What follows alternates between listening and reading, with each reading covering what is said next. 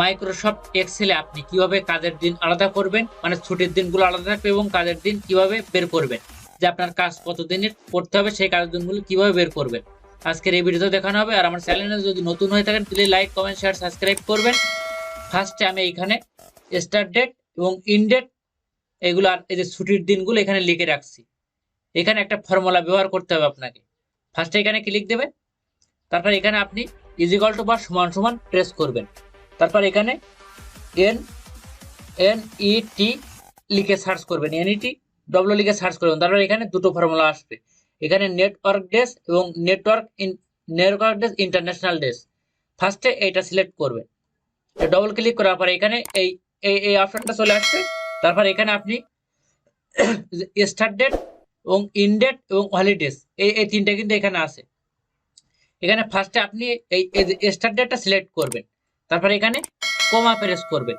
Same ভাবে এখানে in ডেটটা সিলেক্ট করবেন, তারপর এখানে কমা প্রেস করবেন। তারপর এখানে যে এই যে হলিডেটের যে লিস্টটা এইটা সম্পূর্ণ এটা সিলেক্ট করবেন। হলিডে সিলেক্ট করার পরে এখানে আপনি F4 কি প্রেস করবেন, তারপরে এখানে মানে ব্র্যাকেটটা ক্লোজ করবেন। শিফট বাটন চেপে এখানে ব্র্যাকেটটা ক্লোজ করবেন, তারপর এখানে আপনি এন্টার বাটন প্রেস করবেন। এখানে কিন্তু ওয়ার্কিং ডেটস, এখানে কিন্তু কাজের দিনগুলো এখানে কিন্তু টোটাল এটা অ্যামাউন্ট চলে আসছে, এখানে 20 দিন। আর বাকি যে এগুলো আছে এগুলো বের করতে গেলে এখানে ড্র্যাগ করে আপনি এখানে ফিল করে একটা টান দেবেন, এভাবে টান দেবেন। এখানে ওয়ার্কিং ডেজ গুলো এখানে কিন্তু টোটাল যে কাজের দিনগুলো এখানে চলে আসছে, কিন্তু এক ক্লিকে একটি হিসাব করলে পরেরগুলো আপনি এইভাবে ড্রপ করে ফিল করে টান দিলে এই এক ক্লিকে এগুলো চলে আসবে।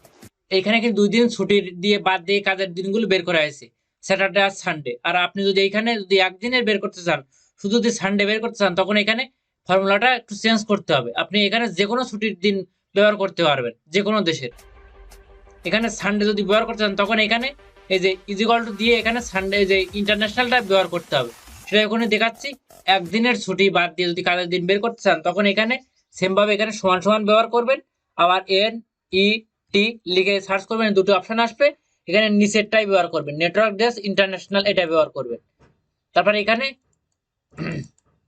এখানে স্টার্ট ডে, ইন ডেট এবং উইকেন্ড এবং হলিডেজ সেম ভাবে এখানে আপনি এই যে স্টার্ট ডেটটা সিলেক্ট করবেন, কমা প্রেস করবেন, এবং ইন ডেটটা সিলেক্ট করবেন, কমা প্রেস করবেন।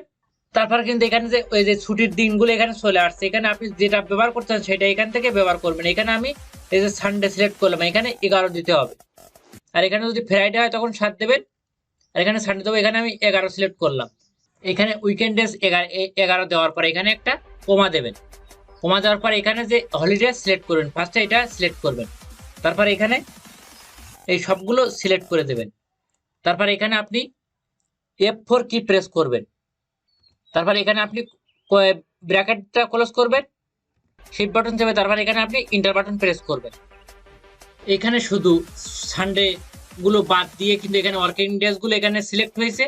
আর আর এখানে সেম ভাবে এখানে এই যে ড্রপ করে এখানে ফিল করে দিয়ে গিয়ে এভাবে টান দেবেন, অটোমেটিক এখানে আর বাকি যে এই যে সানডে বাদ দিয়ে যেগুলো সিলেক্ট হয়েছে সেগুলো এখানে চলে আসবে। এইভাবে আপনি ছুটির দিনগুলো বাদ দিয়ে কাজের দিনগুলো বের করবেন, একদিন আর 2 দিনের যে ছুটির হিসাবটা এখানে দেখালাম। আর আমার ভিডিও যদি ভালো লেগে থাকে please like, comment, share, subscribe করবেন।